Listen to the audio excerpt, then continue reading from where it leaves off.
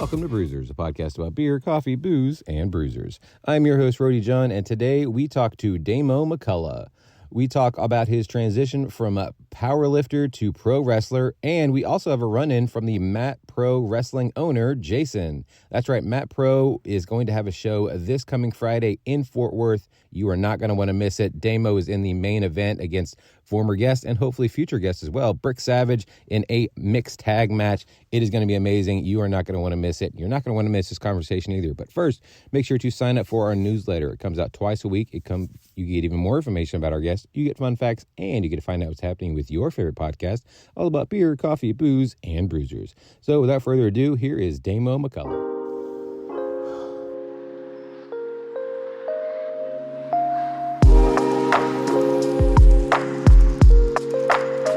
But you wrestle under Damo, right? Yeah. Okay, make sure. It's short for Damon. Yeah, I mean, even my character's name is my name. Right. My wife started calling me Damo. She's British. So Oh, that's where awesome. that came from. It's like common. Okay. We probably even get into it. Yeah.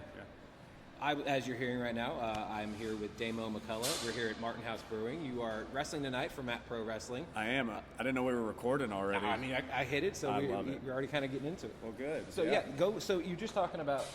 So your real name is Damon McCullough. Yes, sir. You go by Damo. Damo. So Damo and your wife is British. That's right. She's from a small city in the north of England called Sunderland. It's a great part of the world. They have great people there. But I guess Damo is a common abbreviation for, like, Damon's a name over there, Damien, anything like that. So that's a nickname I got later in life, but all her family started calling me that, and that's why I'm Damo. How did you meet her? Interestingly enough, she immigrated when she was 12 or 13 years old, and we knew each other in freshman year. Oh, wow. And then life kind of took us apart for many years, and we got married. We've been together about 10 years now. Married for 6 or 7. Yeah. She's going to kill me for that. But it's good. It's a good marriage. It is good. Well, I guess what's the secret? Man, we just really, I think, like each other. That is kind of, I think, the key at the end of the day. We bicker and we fight, but she's always got my back. And, we've had our bumps and outside relationship stuff has really brought us together through the years. We've both had, things happen. And I realize even if we're not getting along right that second, life is so much better with the support that she gives me. Yeah. And now we got kids. Oh, yeah, that's right. Got a son together, and I've got a daughter going in from a previous relationship that, man, she's been around this girl forever, and she's been so great as a mother. Anyway, Bo, I love you. There you go. Yeah.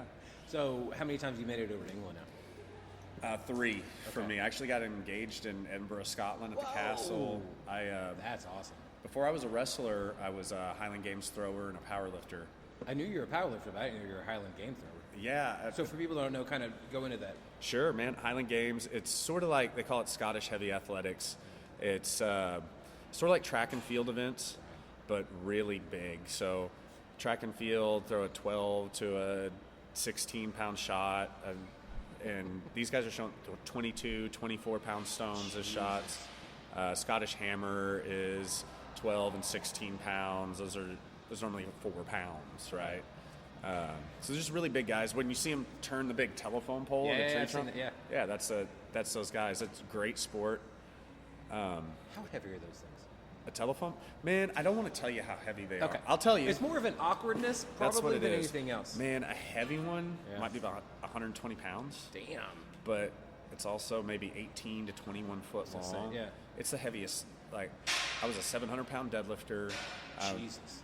Pretty strong guy. Yeah. And that was one of the most awkward, heavy things I've ever attempted. Those and the big natural stones. Yeah. I had a friend, she was doing the powerlifting stuff, and she did the stones. Yeah. She had the sticky, tacky stuff on. Yeah. Speaking of stones, I've got a... Was that what that? So that's a Castle Menzies stone. My wife actually drove me around the Highlands of Scotland to lift these ancient manhood stones. Some of them have been there like 700, 1,000 years with written histories. The Castle Menzies stone is a really cool one at Castle Menzies. Apparently, for 700 years, it was the chieftain's stone, and his personal bodyguards must lift the stone to qualify for the job. That's awesome. And when I tell you that's a heavy, I can't imagine a dude without access to what I have. Right. Gyms, nutrition, Right. sleeping in a bed every night. Yeah. To be able to get big and strong. Like, because I was 310 pounds. Jesus. When I lifted that stone. And it was, I'll send you a video after this. Yeah, please. It was rough. I imagine. I got it up, but it was rough, man. But Yeah, because they were basically sleeping on like straw and like eating like what they could get. basics. Yeah. Yeah, and it's amazing. And drinking probably a lot of beer and wine as well. Yeah, I don't think the water was very good. Oh, I imagine the water back then A lot was of not beer. very good. Yeah. Well, as much as we talking about the powerlifting and everything, let's go all the way back in time. What is your earliest memory of pro wrestling? Wow. Okay. I actually know what it is. Okay. And it's not my favorite wrestler of all time, but I love the man Jim Hellwig. He's a world-class guy. I mean, when you're a kid, like, that dude is, like, larger than life, obviously, and then, like, the colors and the tassels, like... So he drew me right in, right? Yeah. And my earliest memory, it had to be, like, 92, I'm guessing, because of what was happening and my context clues on TV, but I don't really know. So a lot of things run together. But I remember my father... who's since passed. He was a cool dude, and I remember telling my dad, "Look how big the Ultimate Warrior's arms are." Yeah. And he said he flexed his bicep at me, and he had a decent bicep. I mean, I take after my dad, but he was like, "Mine's bigger," and it was not bigger. Right. But I don't know what this is, but when he said it, I believed him, and I believed him until for an uncomfortably long time, until I was like, dude, there's no way his arm was bigger. Right, you're doing the mental math. In Like 92. Yeah. Like, that's my earliest Also, wrestling there's memory. no way your dad was on the gas either. No. Yeah. No, in shape guy, but definitely just living life. I'm not even sure if he was working out. Oh. He was a hardworking guy. Yeah. You know, always stayed in shape. But, yeah. So so you said you did competitive sports basically your entire life. What is your earliest sport that you competed in? And then kind of, I guess, walk us through that. Because obviously if you are competing and then getting into powerlifting, which I want to know how that transition and then man. that from pro wrestling, like, you have to be an athletic guy to do all of that. I like to think I'm pretty athletic. Yeah. I'm a professional powerlifting coach to this day. That's awesome. And I own a gym out of North Dallas. It's called North Dallas Strength. We train some of the top level powerlifters in the world. We go to the Arnold, the would love to Olympia. go to that sometime. Man, let's go. I'm go down, every year. yeah. I'll give you an excuse to go. Let's Okay. go. I could use you.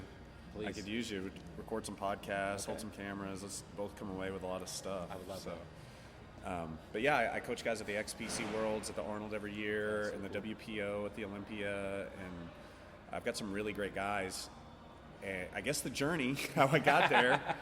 Well, I mean, I'm a Texan, so I played baseball and football growing up. Yep. I remember playing one season of soccer, and it didn't go very well. But I played football. Mostly football was my sport. Okay. I had a rough spot in high school. I actually dropped out a little bit early, so football was interrupted there. And then I joined the Navy at 19. Thank you for your service. Oh, thank you. Yeah, no problem. It was a good experience. And man, I really didn't compete at anything from that point until I was about 27 or 28. I started kind of powerlifting with a buddy of mine to get back into shape. Right. And a couple years later, I did a meet for fun. A couple years after that, I started personal training fitness clients to try to, make things make sense. And eventually we opened a gym. I started competing. I won a national championship powerlifting in 2021. Nice. It's an APF 308 multiply national championship. I'm pretty proud of that one. Yeah. I'm retired. I'm a coach now, and I work with some of the greatest guys in the state. And if you're ever want to check out a real deal powerlifting gym in Dallas area, or even if you want to come visit us as a destination, we got some really knowledgeable people. We're North Dallas Strength. It's all one word. North Dallas Strength on everything. There you go. At North Dallas Strength. Yeah, I got a buddy who we always talk shit to each other about working out because he can't really do cardio. He's got Yeah. lung issues and Okay. stuff, and so I always give him shit about not doing cardio, and he gives me shit about not powerlifting as much. I'm Yeah. like, we all have our different journeys when it comes to working out, and I've tried powerlifting. I love it. I mean, it gives you like you just feel so much cooler for the most part whenever you're lifting something like crazy Absolutely. heavy, and then it's good if you don't know the form. Lifting something crazy heavy, you'll learn that form real fast. You need to. Yes, yeah. You'll need to.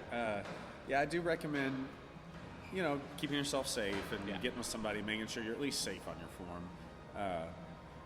Powerlifting's a great thing for fitness people too, Yeah. even if you're not ultra competitive, because it's number driven. Right.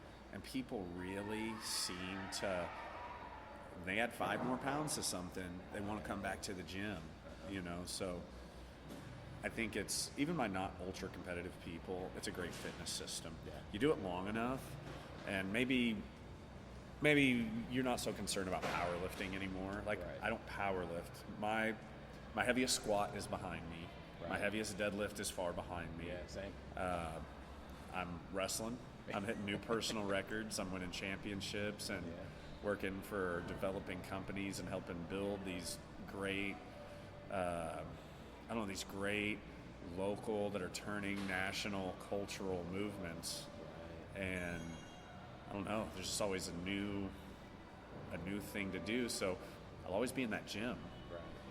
And I'll always, I don't know, maybe I'm not a powerlifter anymore, but I mean, I train strength training methodologies, and I try to spread that love around because I've seen it do so much good for so many different kinds of people. Exactly.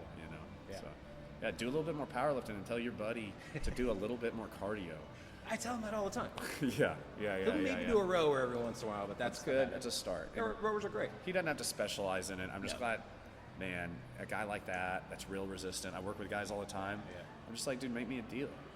Do like 6 minutes at the end of every workout. Right. It doesn't hurt you. Yeah. Just do it. Exactly. Then we're all winning, right? Yeah. No, when I was going to, I turned 40 last year, so my goal, I was like, all right, I'm going to do, 100-pound dumbbells, both hands, press, Sick. good. And then, on my birthday, I did it, sent him the video, and he was like, all right, well, that's fine. I was like, No, I that's know, I sick. know I can do it. Like, I was like, that's my goal for 40, and I'll just go back down from there. When I wouldn't go any higher than that. There was no reason to. No. To me, there was no reason. No, Yeah, not yeah. to get tripped up. Not to get tripped up. Yeah, there's all these arbitrary things around working out and fitness, and I want you to chase this goal, but the takeaway isn't the 100 pounds in each hand. Right. So whatever this arbitrary thing that you set on yourself for safety's sake Right. is fine. Yeah.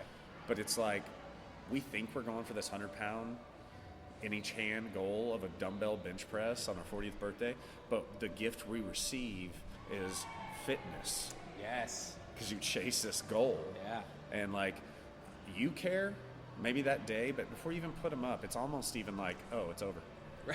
That's true, because I It's was over. like, all right, I hit the But end you're of the down weight 3 bar. pounds, you got a little vein in your bicep, Yeah. everything's feeling good. That's the real And real then also thing it's here. the mental as well, Sure. because you're keeping yourself consistent, you're challenging yourself, which you need to do on a regular basis anyway. Absolutely. But then you're releasing all those other drugs in your body, and those Absolutely. endorphins are flowing, and like it's so good for your brain. And I just don't think there's. It's hard for me to get somebody that doesn't work out, and I've been that person for short periods of my life, but listen to me if you're going to listen to me. It feels good, and it's not hard. It's just a mental trick, and I know I felt it. Right. Just go. Yeah. Just freaking go. And then once you see results, you're hooked. Yeah, it's over. Clothes fit differently. It's you got a little butt when you look in the mirror. You're like, wait a minute, where'd that thing come It's from? 2024. Don't be going around without a butt. Thank you. Can't do it. Flat butts are awful. Men and women, or anything in between. I don't care. It's 2024. I'm speaking to everybody. Come in with a donkey, please. All day.